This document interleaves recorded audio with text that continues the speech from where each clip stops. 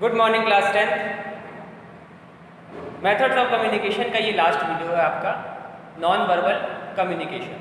ठीक है, verbal communication में रिटन कम्युनिकेशन कैसे होता है, ओरल कम्युनिकेशन कैसे होता है, उसकी क्या क्या चीज़ें होती हैं, क्या क्या फैक्टर्स होते हैं, ये मैंने इससे पहले के वीडियोज़ में बताया। ठीक है, इस वीडियो में आपको नॉन वर्बल कम्युनिकेशन के बारे में बताया गया है। हालांकि आपको पता है इस तरह के कम्युनिकेशन हम सब लोग यूज़ करते हैं, आपने भी यूज़ किए, हम लोग भी यूज़ करते हैं, सब लोग यूज़ करते हैं, लेकिन वो उस कैटेगरी में आते हैं, ये चीज़ नहीं पता। ठीक है, नॉन वर्बल के बाद अभी एक और बचा होगा, लास्ट वीडियो नहीं होगा, सॉरी सेकंड लास्ट होगा, विजुअल कम्युनिकेशन। उसको नेक्स्ट वीडियो में कंप्लेंट करेंगे, मतलब नेक्स्ट वीडियो इसके बाद जो भी आएगा उसमें वो विजुअल कम्युनिकेशन को बता के ये वाला टॉपिक जो है वो क्लोज हो जाएगा। तो ये सेकंड लास्ट वीडियो है आपका मेथड्स ऑफ कम्युनिकेशन का, non verbal communication. Non verbal communication से मतलब ये है जहाँ ऐसा कम्युनिकेशन, देखो इसकी सिंपल डेफिनेशन है, non verbal communication is a type of communication in absence of any oral और कंपोज्ड वर्ड। किसी तरह का वर्ड्स का ओरल या रिटन, किसी भी तरह के वर्ड्स का यूज किए बिना जो हम कम्युनिकेशन करते हैं उसको बोलते हैं नॉन वर्बल कम्युनिकेशन। वर्बल का मतलब ये होता है, वर्बल मतलब वर्ड्स का यूज करते हुए, वर्बल में वो रिटन भी हो सकता है, ओरल भी हो सकता है। ठीक है, लेकिन वो ऐसे मतलब किसी टाइप का ऐसा भी कम्युनिकेशन होता है जिसमें हम लोग वर्ड्स का यूज़ नहीं करते हैं, सभी लोग यूज़ करते हैं।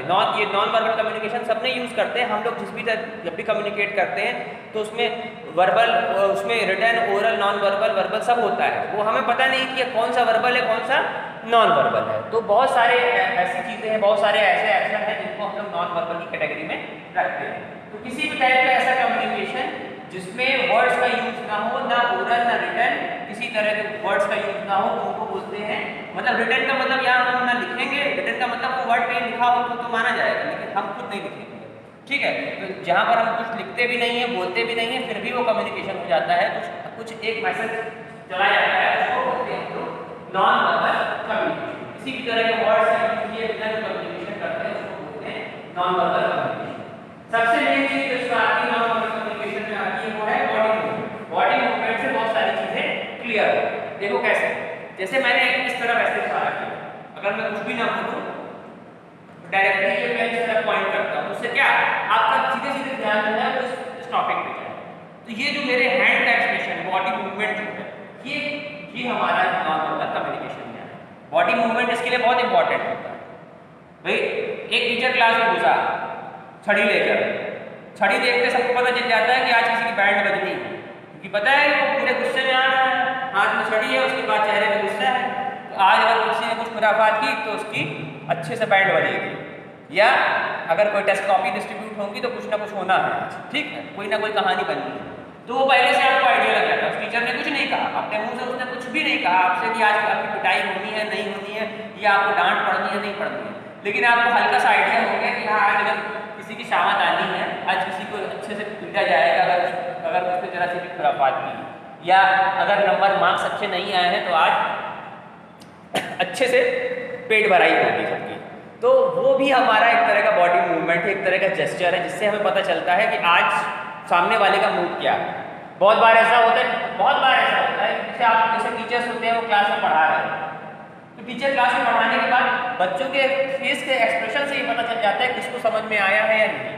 बहुत बार पता चल जाता है। मैक्सिमम टीचर्स जो लोग स्टार्ट बहुत सालों से पढ़ा रहे हैं उनको पता होता है कि किस बच्चे को समझ में आ रहा है, किस बच्चे को नहीं समझ में आ रहा है। तो ऐसा नहीं कि उनके ऊपर कोई माता आ जाती है, ठीक है, या उनके अंदर आत्मा घुस गई है, किसी डिटेक्टिव की वो पता लगा लेती है कि किसको पता है कौन सा बच्चा सच बोल रहा है, कौन सा बच्चा झूठ बोल रहा है। भाई कोई चीज़ हम समझा रहे हैं तो आपका फेस देख के पता चल जाता है, 90% तक पता चल जाता है कि आपको वो चीज़ समझ में आ रही है नहीं। उसका कारण यही होता है, वो भी हमारा एक नॉन वर्बल कम्युनिकेशन है जो हमें ये बता देता है कि सामने वाले को हमारी बात समझ में आई है या नहीं है। जिन स्टूडेंट्स को हम पढ़ा रहे हैं उनको वो चीज़ समझ में आ रही है या नहीं समझ में आ रही है, क्योंकि वहाँ पर आपका फेशियल एक्सप्रेशन जो होता है वो बहुत इंपॉर्टेंट है। वो फेस का एक्सप्रेशन बता देता है कि वो चीज़ आपको समझ में आती है या नहीं आती। बहुत तरह के फेस के एक्सप्रेशन होते हैं। जब इंसान गुस्सा होगा तो उसका फेस का एक्सप्रेशन अलग होगा, जब वो खुश होगा तो उसका एक्सप्रेशन अलग होगा, जब वो उसके अंदर कोई क्यूरियोसिटी होगी, वो नहीं समझ पा रहा है या नहीं जानने की इच्छा होगी किसी चीज़ को, तो उसका एक्सप्रेशन अलग होगा। जब उसको कोई चीज़ नहीं समझ, कन्फ्यूजन वो क्रिएट होगा जब उसके मन में, तो वो भी कहीं ना कहीं फेस पे दिखाई देता है।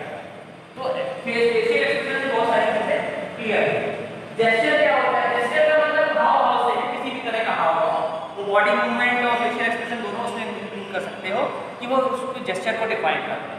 ठीक है भाई, अगर ड्रेसिंग सेंस भी इसमें आ जाता है, ऐसा नहीं है, ड्रेसिंग सेंस भी आ जाता है भाई। ऐसा तो है नहीं आप लोग पार्टी वेयर कपड़े पहनते हैं, तो पार्टी वेयर जैसे अगर घर में हमें रहना है तो ऐसा तो है नहीं घर में कोई बिल्कुल महंगे वाले कपड़े पहन के रहता है, वो भी हमारा एक तरह का नॉन वर्बल कम्युनिकेशन है। अगर बिल्कुल कोई टिप टॉप हो कि घर से निकल रहा है, इसका मतलब उसको कहीं जाना है, किसी ऐसी जगह जाना है जहाँ पर कोई शादी पार्टी या इस तरह का फंक्शन है। अगर आप ड्रेस पहन के स्कूल से घर से निकलोगे तो जो नहीं भी जानता है आपको, वो भी जान जाएगा कि आप स्कूल जा रहे हैं या स्कूल से लौट के आ रहे हैं, क्योंकि वो ड्रेस आपको बता देगी।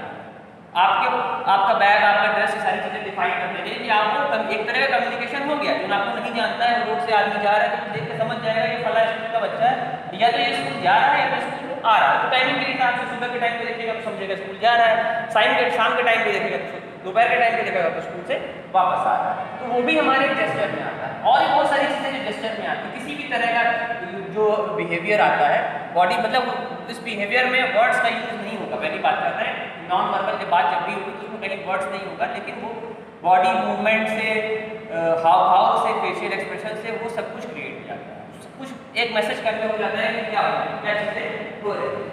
ठीक है, तो क्लास में तो खास तौर से ऐसा होता है, किसको कितना समझ में आता है ये चीज़ समझ में आ जाती है टीचर को। बहुत बार पुलिस वाले होते हैं, बहुत बार होता है पुलिस वाले चेहरा देख के बता देते कौन चोर है कौन नहीं है, तो ये उनका एक्सपीरियंस होता है बहुत सालों का। जो सामने वाले का फेस बता देता है कि किस हद तक क्या वो सच बोल रहा है या झूठ बोल रहा है। तो ये एक्सपीरियंस पे भी है और बहुत सारी चीज़ें इसमें आती हैं। और भी बहुत सारी चीज़ें हैं। सिंबल्स है, सिंबल्स का मतलब जैसे कई जगह पे सिंबल्स बने होते हैं भाई। अगर आप जैसे किसी नई जगह पे जाओ तो वहाँ पर जैसे कोई एग्जाम देने जाओ तो वहाँ पर एरो बनाई होती है कि ये वाला रूम इस तरफ से, सीढ़ियों पे एरो बनी होगी, या टॉयलेट किस तरफ से उस तरफ की एरो बनी होगी। कई बार किसी नए स्कूल में जाओ जहाँ पर कोई एग्जाम आपने दिया है, जैसे मान लो आपको क्लास 10th में हो, आप किसी और स्कूल में एग्जाम देने जाओगे, सेंटर पड़ेगा और वहाँ पर आपको पानी पीना है या टॉयलेट जाना है या वो रूम ढूंढना है, तो वहाँ पर एरोस के साथ वो चीज़ें डिफाइन कर दी जाती हैं। तो ये जो सिम्बल्स हैं ये भी हमें बताते हैं कि ये भी एक तरह के नॉन वर्बल कम्युनिकेशन है। वो सिंबल भी हमें बताते हैं कि यहाँ मतलब हमें क्या करना है। सिग्नल पे आपने देखा होगा, सिग्नल जो ट्रैफिक सिग्नल होते हैं यहाँ बड़े शहरों में तो ज़्यादा यूज होता है, तो उसमें सिग्नल में रेड ग्रीन होता है, लाइट जलती है, फिर एरो के साइन बनते हैं। तो वो सारी चीज़ें हमें बताती हैं कि वो सारा भी हमारा नॉन वर्बल कम्युनिकेशन, कि उन सिग्नल्स पे जो इमेजेस, जो एरोज बन रही हैं, जो लाइट्स अलग अलग कलर की लगी हुई हैं, वो डिफाइन करती है कि हमें क्या करना है, हमें आगे बढ़ना है इस सिग्नल से या फिर नहीं बढ़ना है।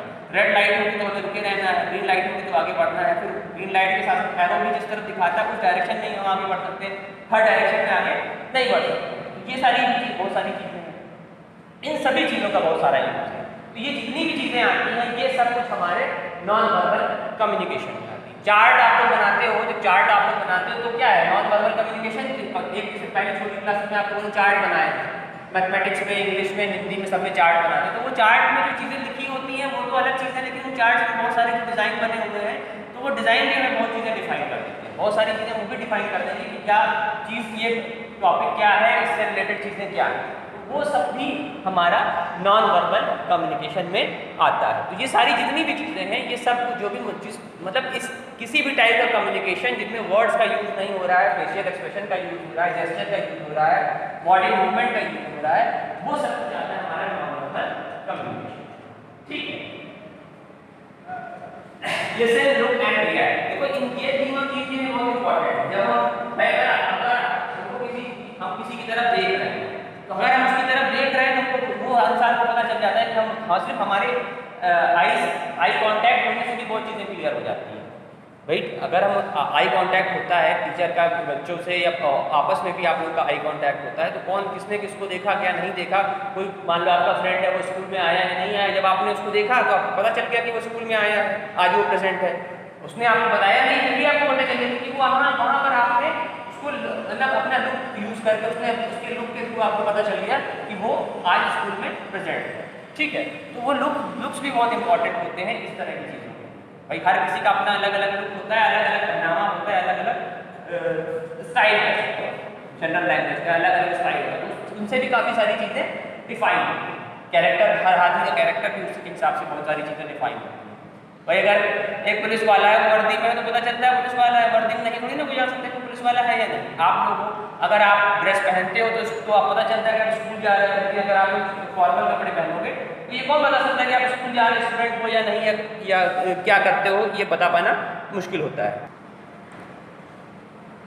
देखिए सबसे एक इम्पॉर्टेंट पॉइंट आपकी इस चैप्टर का है, इस टॉपिक का जो है वो ये है कि जब कोई भी इंटरव्यू होता है, जैसे आप लोग तो छोटे बच्चे हैं, जब आप लोग बड़े होंगे थोड़ा और डिग्री विग्री लेके जॉब करने जाएंगे, किसी भी टाइप की जॉब, चाहे वो प्राइवेट जॉब हो या फिर गवर्नमेंट जॉब हो, तो वहाँ पर इंटरव्यू होता है। इंटरव्यू के टाइम पर नॉन वर्बल कम्युनिकेशन का भी बहुत बड़ा रोल है। बहुत बार क्या होता है कि मान लो इंटरव्यू लेने वाले एक लोग होते हैं, कभी कभी 4-4 लोग भी होते हैं, कहीं कहीं पे नॉर्मली एक से ज़्यादा ही होते हैं। स्कूल में देने जाते हैं तो वहाँ मान लो प्रिंसिपल हैं तो वो लोग इंटरव्यू लेती हैं, मैनेजर हैं इंटरव्यू लेते हैं, जो हम लोग इंटरव्यू देते हैं। अगर जॉब के लिए जाते हैं, मान लो किसी गवर्नमेंट जॉब के लिए, प्राइवेट जॉब के लिए अप्लाई किया, तो वहाँ पर 3-4 लोग होते हैं। तो उसमें कुछ जो मेजर पोर्शन होता है वो तो होता है, जो वो क्वेश्चन पूछते हैं उसका जवाब देना होता है, लेकिन उसमें से एक आदमी ऐसा होगा जो आपके हाव भाव को नोटिस कर रहा हो। वहाँ पर नॉन वर्बल कम्युनिकेशन भी बहुत इंपॉर्टेंट है। भाई बॉडी लैंग्वेज भी बहुत इंपॉर्टेंट है। एक कॉन्फिडेंट इंसान की बॉडी लैंग्वेज अलग होगी और एक ओवर कॉन्फिडेंट की अलग होगी, और एक बिल्कुल डल इंसान की बॉडी लैंग्वेज अलग तरह की। ठीक है, कोई भी किसी भी उसमें हो, अगर वो मतलब कोई भी इंसान है उसको बहुत ज़्यादा कॉन्फिडेंट, बहुत ज़्यादा ओवर कॉन्फिडेंट मान रहा है, तो उसकी बॉडी लैंग्वेज ही अलग होगी। वो अलग से पता चल जाएगा कि हाँ ये कुछ ज़्यादा ही हीरो बनने की कोशिश कर रहे हैं, कुछ ज़्यादा जानकारी है। एक नॉर्मल कॉन्फिडेंट इंसान होगा तो उसकी फेस का एक्सप्रेशन, उसके हाव भाव, उसकी बोलचाल का तरीका अलग है। लेकिन अब जैसे मान लो डल की बात से डल नहीं, डल कहना तो गलत होगा, लेकिन मान लो जैसे कोई किसी स्टूडेंट को हमने अचानक से बीच में से बुला दिया कि आप ये टॉपिक को एक्सप्लेन करो, उसको पता है, उस टॉपिक को पता है, फिर भी वो एक्सप्लेन नहीं कर पाएगा। बहुत बार ऐसा होता है, मैक्सिमम बच्चे नहीं कर पाते क्योंकि वो उनकी आदत में नहीं है। नॉर्मली उनकी आदत सुनने वाली है, एक्सप्लेन करने वाली है नहीं, फिर इतने सारे लोगों के सामने एक्सप्लेन करने में उनको हेजिटेशन भी होता है, तो वहाँ पर उसकी बॉडी लैंग्वेज चेंज हो जाएगी।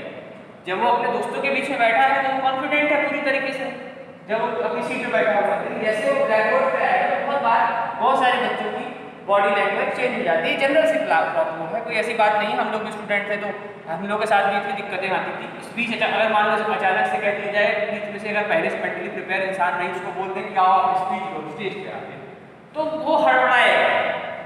बहुत बार लोगों के पैर कांपने लगते हैं, हाथ कांपने लगते हैं, आवाज़ अटकने लगती है, वर्ड्स अटकने लगते हैं, तो ये सारी चीज़ें आती हैं। तो ये सब जो आता है ये हमारा नॉन वर्बल कम्युनिकेशन है। उस बात मतलब उस हाव भाव से, उस जेस्चर से, उस बॉडी मूवमेंट से ये पता चल जाता है कि सामने वाला आदमी जो भी है वो उतना कॉन्फिडेंस लेवल उसका क्या है। तो ऐसे जो इंटरव्यूज होते हैं उसमें कॉन्फिडेंस लेवल भी चेक किया जाता है, क्योंकि कॉन्फिडेंस बहुत बड़ी चीज़ होती है, बहुत बड़ी, नॉलेज से भी बड़ी चीज़ होती है कॉन्फिडेंस। और ओवर कॉन्फिडेंस भी होता है। तो कॉन्फिडेंस ओवर कॉन्फिडेंस बहुत थोड़ा सा फर्क होता है। कोई काम है, जैसे अगर है कि मैं ये काम कर सकता हूँ, ये कॉन्फिडेंस है, लेकिन मैं ही ये काम कर सकता हूँ, ये ओवर कॉन्फिडेंस। अगर मैं कहूँ कि मैं ही ये चैप्टर पढ़ा सकता हूँ तो ये मेरा ओवर कॉन्फिडेंस है। अगर मैं ये कहूँ कि मैं ये चैप्टर पढ़ा सकता हूँ नॉर्मल लैंग्वेज में, तो ये सिर्फ कॉन्फिडेंस है कि मुझे इसकी जानकारी है। तो दोनों में थोड़ा सा डिफरेंस है, लेकिन दोनों में चीज़ें पता चल जाती हैं कौन कॉन्फिडेंट है और कौन ओवर कॉन्फिडेंट होता है। तो वो हर किसी के केस में होता है। तो इंटरव्यूज़ में, क्योंकि इसमें एक इंटरव्यूज़ का अलग से उन्होंने इसी टॉपिक के साथ एक इंटरव्यू वाला भी टॉपिक एडेड है, उसमें बहुत सारे पॉइंट किए हैं, उनके ब्लैक बोर्ड पर नहीं लिख पाएंगे, बहुत सारे पॉइंट हैं।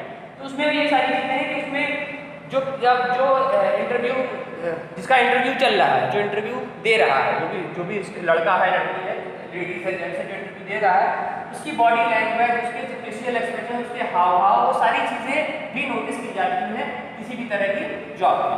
भाई बहुत टाइप की जॉब है। अगर एक टीचर है, अगर उसके अंदर कॉन्फिडेंस लेवल की कमी है तो कभी अच्छा टीचर बन ही नहीं सकता है, क्योंकि टीचर के पास नॉलेज के साथ साथ कॉन्फिडेंस होना भी उतना ही ज़रूरी होता है, और कॉन्फिडेंस होना ज़्यादा ज़रूरी होता है। नॉलेज में होगा कि थोड़ा बहुत हो भी सकता है, लेकिन अगर कॉन्फिडेंस नहीं है तो फिर वो कहीं भी स्टैंड नहीं कर पाएगा। बहुत मतलब कुछ टीचर आपको कभी देखने को मिलेंगे जो, जब मैं क्लास 10 में था तो मेरी एक मैथ की टीचर थी।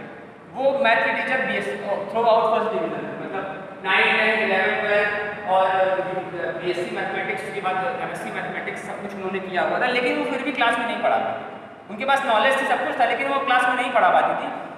सिर्फ उनके अंदर वही कमी थी, कॉन्फिडेंस लेवल।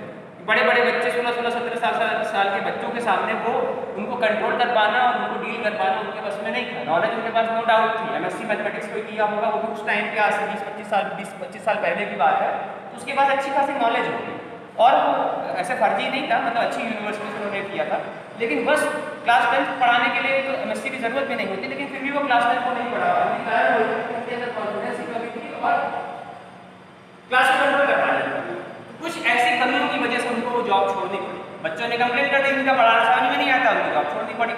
नॉलेज में 1% कमी नहीं थी, लेकिन इन कॉन्फिडेंस लेवल डाउन होने की वजह से उनको उस जॉब से हाथ धोना पड़ा। आगे चल के उनकी गवर्नमेंट जॉब लग गई, सब कुछ हो गया, लेकिन फिलहाल उनके लिए उनको वो जॉब छोड़नी पड़ी। तो ऐसी बहुत सारी चीज़ें होती हैं जहाँ पर हमारा कॉन्फिडेंस लेवल बहुत मायने रखता है। जब आप लोग बड़ी क्लास में जाओगे, 11, 12 में जाओगे, वहाँ पर वाइवा में भी जो टीचर वाइवा लेता है, ग्राफिक्स, केमिस्ट्री, मैथ, बायो कुछ भी पढ़ते हो या कॉमर्स में भी शायद वाइवा होता है, तो वहाँ पे जो बाहर से आते हैं एग्जामिनर वो वाइवा लेते हैं, तो वहाँ पर बहुत बार बच्चे जवाब नहीं दे पाते, क्योंकि वहाँ पर वो नर्वस हो जाते हैं सामने वाले टीचर को देख के, क्योंकि वो एक अनजान आदमी होता है। जो अपने टीचर होते हैं उनसे उनको फैमिलियर होते हैं, उनसे उनको उतना वो नहीं लगता है, हेजिटेशन नहीं फील होता है।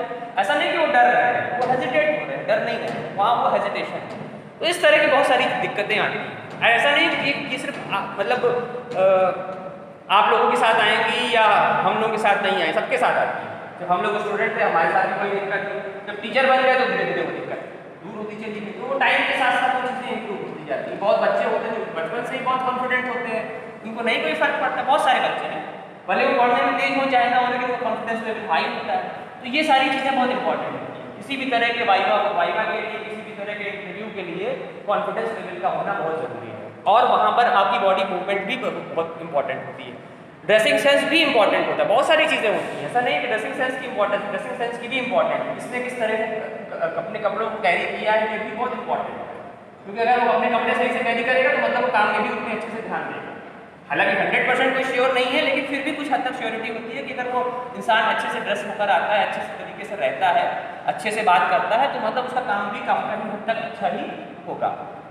ठीक है, तो ये सारी बातें इसलिए बताई जा रही हैं क्योंकि ये सब इस टॉपिक का पार्ट है और ये सब चीज़ें जनरल चीज़ें हैं जो कि आगे चल के आपको फेस करनी है। भले वो अभी ना हो, लेकिन आगे चल के इन सब चीज़ों का कहीं ना कहीं रोल होता है।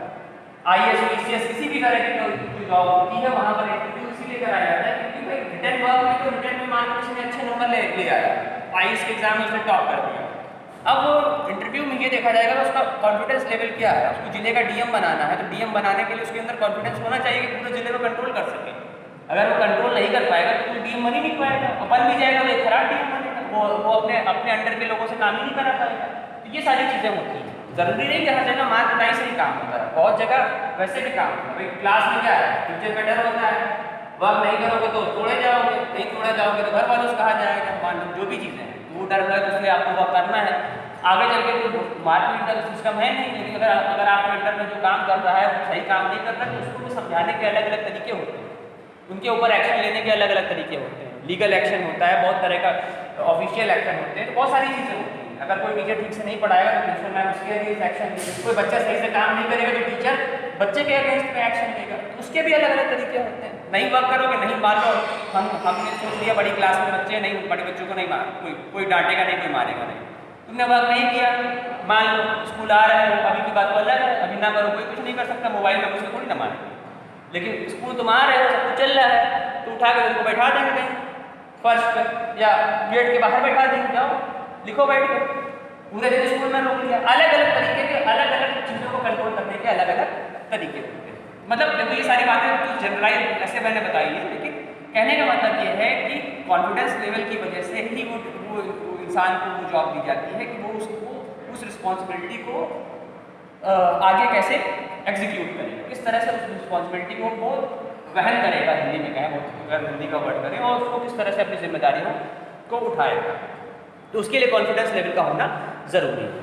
हर तरह की जॉब के लिए इंटरव्यू ज़रूर होता है, छोटी क्लरिकल जॉब हो, टीचिंग जॉब हो, ऑफिशियल जॉब हो, हाई लेवल की जॉब हो, सब में इंटरव्यू इसीलिए होता है क्योंकि वहाँ नॉलेज के साथ साथ आपका कॉन्फिडेंस, आपकी आपके body movement, body gesture, facial expression, ये सब कुछ देखा जाता है, सारी चीज़ों पे गौर किया जाता है। उसके बाद ही आपको उससे पास किया जाता है, ठीक है। उसके मार्क्स अलग होते हैं। इंटरव्यू के मार्क्स अलग होते हैं, रिटर्न के मार्क्स अलग होते हैं, दोनों को मिलाकर एक मेरिट बनाई जाती है। उसके बाद ही वो आदमी उस जॉब को पाता है। तो नॉन वर्बल कम्युनिकेशन भी उतना ही इंपॉर्टेंट है जितना कि वर्बल कम्युनिकेशन, ठीक है।